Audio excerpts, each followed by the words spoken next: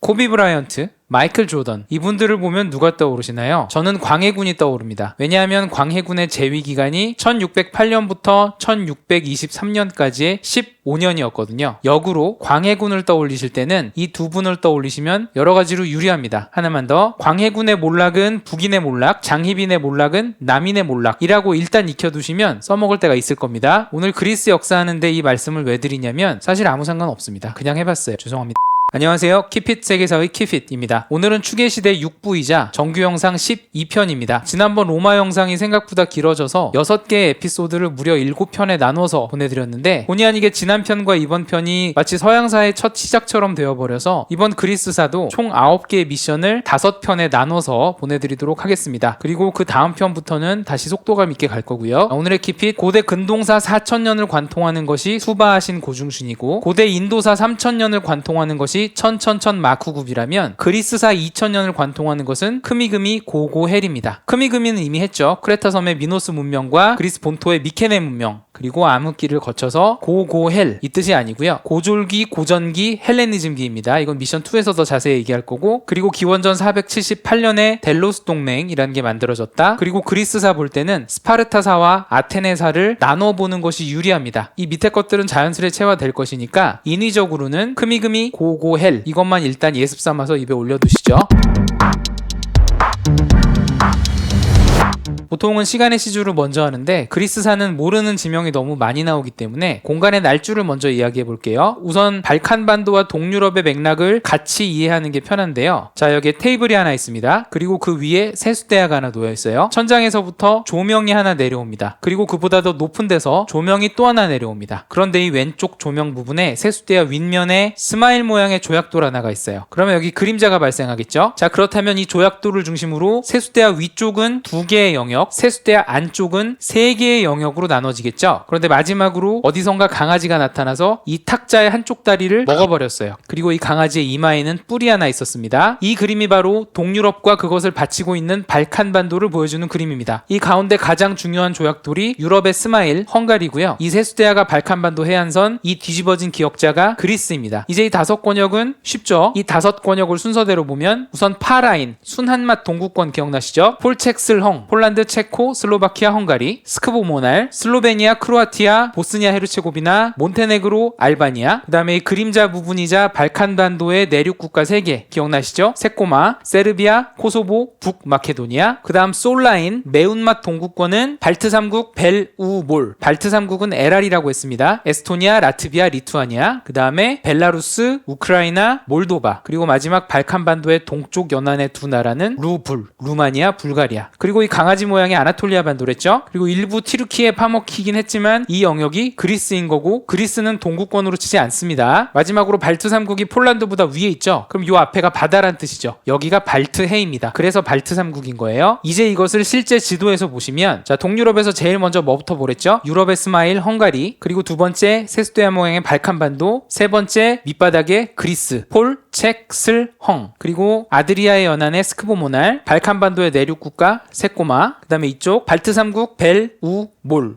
그리고 마지막 루불, 맨 위에 이 바다가 발트해. 자, 이렇게 보시면 동유럽 끝나는 겁니다. 동유럽을 떠올릴 땐 가운데 헝가리와 바닥의 발칸반도로 떠올리시고 발칸반도를 떠올릴 땐 이 위쪽의 동유럽을 세트로 떠올리시는 게 입체적으로 좋습니다. 그럼 이제 발칸반도를 확대해 볼게요. 발칸반도는 굉장히 산악지형이랬잖아요. 자, 여기서도 헝가리 먼저 시작합니다. 헝가리, 해안선, 그리스, 그리고 이탈리아 북부에 알프스가 있댔죠. 이거를 그냥 알프스라고도 하고 율리안 알프스라고도 하는데 알프스가 하나 더 있어요. 그게 발칸반도 서쪽에 디나르 알프스고요. 그리고 발칸반도 동북 쪽에는 카르파티아 산맥이 있죠. 그래서 이 카르파티아 산맥으로 둘러싸인 평원이 판노니아 평원이고 판노니아 평원 중에서도 헝가리 쪽에 속해 있는 데를 헝가리 평원이라고도 많이 하고요. 한편 이 디나르 알프스 산맥은 크게 봐서는 3갈래로 갈라집니다. 발칸 산맥, 로도피 산맥, 핀도스 산맥 이렇게 갈라지고요. 이 산맥들도 쭉 내려와서 이 에게의 바닷속으로 이어져서 아나톨리아 반도까지 산맥들이 이어집니다. 그럼 바다 밑 산맥의 여러 봉우리들이 해수면 위로 올라오겠죠. 그래서 에게해에 섬이 많은 겁니다. 알프스 히말라야 조산 때의 일부로서 써 있는 섬들인 거예요. 그리고 아까 말씀드린 메이저 산맥들 외에도 작은 산맥들이 되게 많은데 아테네가 있는 아티카 반도의 북쪽에 있는 파르티나 산맥, 스파르타가 있는 펠로폰네소스 반도에 있는 타이게투스 산맥, 지금 우리나라 산맥도 모르는데 여기 산맥 어떻게 다 아나요? 요렇게만 기억하시죠. 우리가 아는 알프스, 디나르 알프스, 카르파티아 산맥, 발칸 산맥, 그리고 이 남쪽으로도 여러 산맥이라고만 아시고요. 강 얘기는 오늘은 자세히 안 할 건데 하나만 얘기할게요. 도나우강 혹은 다뉴브강이 쭉 내려오다가 이 밑으로 안 내려가고 발칸반도로 휘감아서 흑해 쪽으로 나갑니다. 즉 카르파티아 산맥과 발칸 산맥 사이로 나가는데 이 사이로 나가는 협곡을 아이언 게이트라고 부릅니다. 판노니아 평원이 폰토스 카스피 평원과 이어지는 문명의 연결 통로였죠. 세 번째는 발칸반도 주위의 바다고요. 이 발칸반도의 몸통에 해당되는 세수대야의 동해가 흑해고 서해가 아드리아해라는 말은 여러 차례 했죠. 그리고 이 꼬다리의 동해가 에게해고 서해가 이오니아해라는 얘기도 여러 번 했습니다. 이 이오니아해는 이탈리아 반도 기준으로는 남해인 거고요. 오늘은 그리스질이니까 에게해, 이오니아해, 펠로폰네소스 반도에 대해서 조금 더 들어가 보겠습니다. 자, 우선 펠로폰네소스 반도부터 보죠. 이 손가락 선을 따라서 산맥들이 뻗쳐 있고 이 사이사이 물갈퀴 공간에 평원이 있다고 그랬잖아요. 그리고 이 두 번째와 세 번째 사이에 에우로타스 강을 중심으로 한 평원이 있는데 여기에 있는 게 스파르타입니다. 자, 그리고 이 아티카 반도와 펠로폰네소스를 잇는 좁은 회락 모양의 육지가 있죠. 이런 것들을 지협이라고 합니다. 이 지협의 이름을 코린트 지협이라고 합니다. 그렇다면 여기에 깊숙이 들어오는 만이 하나가 있겠죠. 이 만을 코린트 만이라고 합니다. 그리고 코린트라는 도시도 여기 있어요. 다시 코린트 지협, 코린트 만, 코린트 시. 왠지 아테네 세력과 스파르타 세력의 연결선일 것 같죠. 자, 이제 서쪽 해안선을 보시면 쭉 들어간 만이 하나가 있는데 이 만을 암브라키코스 만이라고 합니다. 그리고 이 관문 부위에 뾰족한 두 육지가 있잖아요. 이 아래쪽에 부리같이 올라온 육지를 악티움 곧이라고 합니다. 기원전 31년 악티움 해전의 그 악티움이고요. 그리고 이 위쪽에서 가장 유명한 도시 이름이 프레베자입니다. 오스만 투르크 떡상의 계기가 된 1538년 프레베자 해전의 그 프레베자입니다. 악티움 해전과 프레베자 해전이 같은 해역에서 벌어진 거예요. 그래서 굉장히 유명하고, 그리고 이오니아 해역에서 두 군데만 더 보면 이 암브라키코스만 남쪽에 이타키 섬이라는 데가 있습니다. 이 이타키 섬이 오디세우스의 본거지였고요. 그리고 이 이타키 섬에서부터 코린토스만으로 쭉 들어간 입구가 있는데 여기에 마치 호르무즈 해협처럼 좁아진 곳이 있죠. 그리고 이 북쪽이 나프팍토스라는 도시가 있는데요. 이 나프팍토스의 스페인식 이름이 레판토고요. 그 유명한 레판토 해전이 여기서 벌어졌습니다. 그래서 이 그리스 서해안 쪽은 이 세 군데 정도 포인트만 아셔도 굉장히 써먹을 데가 많고요. 자, 이제 동해 에게해로 가볼게요. 이 에게해의 컵받침에 해당되는 게 크레타 섬이고요. 잘 보시면 여기도 섬이 하나 더 있어요. 다리로 연결돼 있긴 하지만 이 길쭉한 섬을 에비아 섬이라고 합니다. 그리고 에게해는 전체를 7개 권역으로 나눈다고 하는데 그 중에서 아티카 반도에 마치 연장선인 것처럼 섬들이 몰려있는 데가 있잖아요. 여기를 키클라데스 제도라고 합니다. 그래서 7권역 중에 오늘은 3개만 알아두셔도 돼요. 키클라데스 제도의 한가운데는 낙소스 섬이 있고 그 북쪽이 델로스 섬, 남쪽이 산토리니 섬입니다. 마지막으로 에게해에서 하나만 더 보시면 이 그리스 남쪽의 꼬다리가 마치 로봇의 팔처럼 생겼다고 하면 이 오른손 말고 왼손이 하나 더 있어요. 잘 보시면 여기 이렇게 생긴 또 다른 로봇 팔이 보이는데 이거를 할키디키 반도라고 합니다. 이 북쪽 지역을 테살로니키 지역이라고 그래요. 마치 미국에서의 조지아와 플로리다 반도 관계가 테살로니키와 할키디키 반도의 관계입니다. 그래서 앞으로 그리스 지도 볼 때는 로봇의 오른쪽 팔과 집게 모양의 왼쪽 손 보시면 유리하고요. 자, 네 번째는 그리스의 국경선과 행정구역인데요. 세수대야 밑바닥의 그리스는 총 3개의 나라와 접하고 있겠죠. 맨 왼쪽이 스크보몬 아래 알바니아, 그 다음 여기가 세꼬마의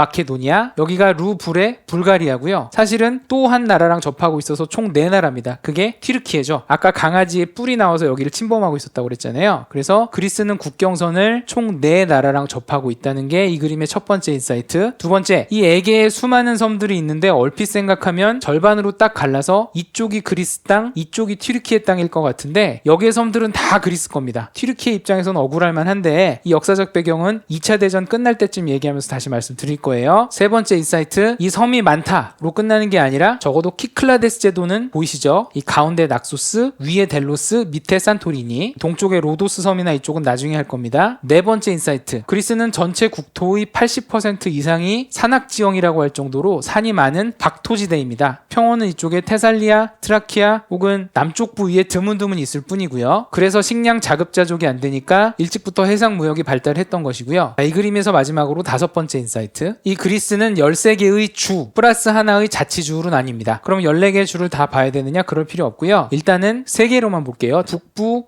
중부, 남부로 나뉩니다. 요 몸통이 테살리아고요. 요 쭉 아래쪽이 중앙 그리스입니다. 그 다음에 북쪽은 2개로 나뉩니다. 여기가 넓게 마케도니아고 맨 동쪽이 트라키아예요. 그래서 알렉산드로스 시대에 마케도니아 얘기 나오면 이 권역을 떠올리면 됩니다. 남부는 당연히 2개겠죠. 아티카 지역과 펠로폰네소스 지역, 이렇게 본토가 7개 권역으로 전통적으로 나뉘고요. 바다는 크레타, 에게, 이오니아 이렇게 나뉩니다. 자, 이것도 너무 복잡하다 그러면 도시 딱 3개만 알고 지나가시면 됩니다. 첫 번째가 아티카 반도의 아테네, 이게 그리스의 수도이자 제1도시고요. 그리스의 이 도시가 이 할키디키 반도 바로 안쪽에 있는 테살로니키입니다. 테살로니키는 동로마 제국 시대에도 넘버 2였고요. 현대 그리스에서도 넘버 2인 도시예요. 그리고 세 번째, 지금은 굉장히 작은 도시지만 역사적으로 중요한 스파르타. 그래서 아테네, 스파르타, 테살로니키 이렇게 3개만 기억하고 지나가시고요. 그 비슷하게 태자로 시작하는 곳이 헷갈리지 말라고 말씀드리면, 테베라는 도시는 아티카 반도 북쪽에 있는 도시고요. 테살리아는 중부에 있는 평야지대고 테살로니키는 북부에 있는 지역입니다. 그리고 맨 끝에가 뭐랬죠? 트라키아. 자, 이제 이 정도 준비를 마쳤으니 시간의 C줄로 넘어가 보죠.